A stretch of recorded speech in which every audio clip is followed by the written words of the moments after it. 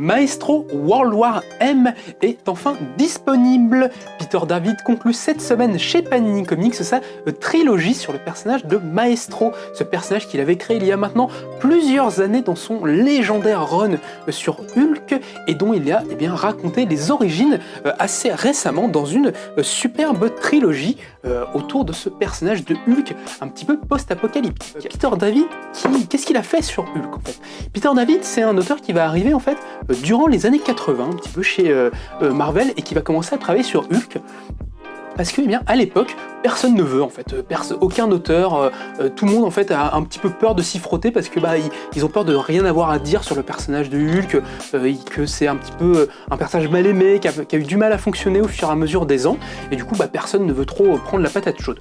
Peter David, lui, il est motivé, et disons qu'il se dit qu'il va s'y frotter. Surtout qu'au départ, c'est pas forcément un auteur à qui on confie beaucoup de projets. Lui, il se fait surtout connaître au départ pour son travail un petit peu sur Spider-Man, pour lequel, dans le titre Spectacular Spider-Man, il va signer quelques sagas qui vont très bien marcher auprès du public et ça va lui permettre un petit peu de prendre en confiance les rênes de Hulk. Et il va créer sans nul doute l'une des plus grandes histoires, l'un des plus grands runs sur le personnage de Hulk qui va complètement refaçonner le personnage et créer quelque chose de complètement inédit.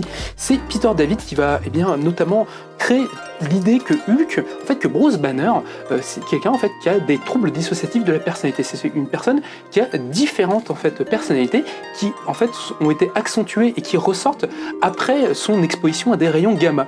Ce qui fait que du coup Hulk en fait quelque part c'est l'expression d'une de ces personnalités qui ressort et de la même manière qu'il y a plusieurs banners, il y a du coup plusieurs Hulk. C'est comme ça qu'il va pouvoir intégrer l'idée d'un Hulk gris, qui était la première version un petit peu du personnage à l'époque quand il a été créé par Jack Kirby, mais qui avait été changé très rapidement pour des questions un petit peu de colorimétrie et d'impression. Mais ça, du coup, Peter David, il le récupère et il fait du personnage de Hulk gris, par exemple, un vrai personnage qui est différent du Hulk classique, etc. Il y en a plusieurs qui vont un petit peu se succéder, toutes qui représentent une des facettes morcelées de la psyché de Bruce Banner. Le grand travail qu'il va faire sur son Hulk, surtout, c'est à la fois de créer cette idée-là sur le personnage et de tenter en fait de créer la version de Hulk ultime en rassemblant en fait toutes les parcelles toutes les personnalités de Bruce Banner pour donner le Doc Green qui sera la fusion un petit peu entre l'esprit de Bruce Banner et le corps de Hulk.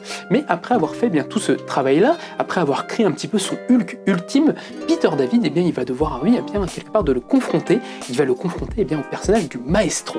Maestro, c'est ce Hulk en fait futuriste dans un monde post-apocalyptique où l'humanité a pratiquement cessé d'exister, qui va devenir un tyran complètement démoniaque et perfide et qui va diriger de main de fer les restes de cendres qu'il reste du monde. Du coup, c'est un personnage assez inquiétant et qui va qui va se voir confronté à notre Hulk classique dans une bataille complètement homérique et épique. Et surtout, toute l'idée derrière le personnage de Maestro, c'est de montrer en fait un Hulk que Hulk pourrait devenir en fait. Une fois que Hulk en fait est complet, s'il va sur la mauvaise chemin, il pourrait devenir le terrible Maestro. Et c'est cette idée en fait d'affrontement que George Pérez a représenté dans son arc Futur Imparfait, notamment dessiné par le regretté George Pérez, et qui était un arc qui est resté complètement culte et qui a marqué l'histoire de Hulk pour les années à venir, qui est repris de temps en temps. Maestro, on le voit un petit peu de tous les côtés. Par exemple, récemment, on l'avait revu dans la saga de Old Man Logan. Il est aussi une des stars du jeu vidéo Marvel Conquest, etc. etc. C'est un personnage que Marvel Comics, en règle générale, aime beaucoup réutiliser.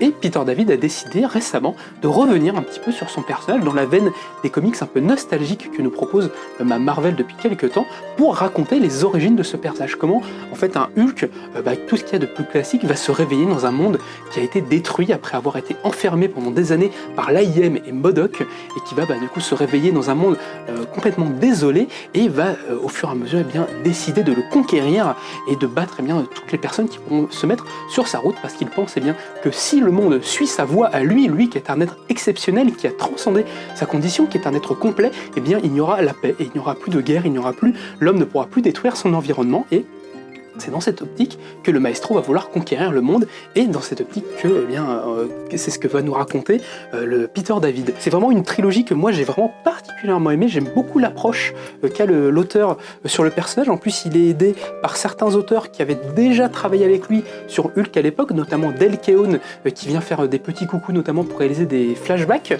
mais également d'autres auteurs assez chouettes, notamment le superbe Germán Peralta, excusez-moi, qui s'occupe de la majorité du dessin de la trilogie et qui est un auteur, je trouve, très en forme et très intéressant.